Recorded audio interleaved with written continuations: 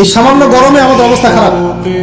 সূর্য সেদিন সামনে নিচে, আর মানুষ উঠে দাঁড়িয়ে আছে।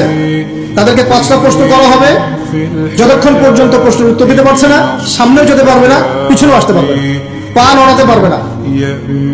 এক, তোমার পুরো জীবনটা তুমি কোন কাজে ব্যয় করেছো? উত্তর কি রেডি আছে আমাদের কাছে?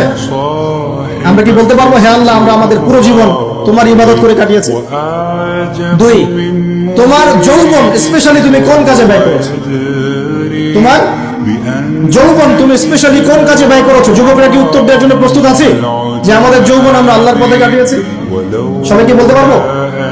3 নাম্বার, তোমার রিজিকের উৎস কি ছিল? কোন পথে সম্পদ অর্জন করেছো? 4 নাম্বার, কোন পথে সম্পদ ব্যয় করেছো?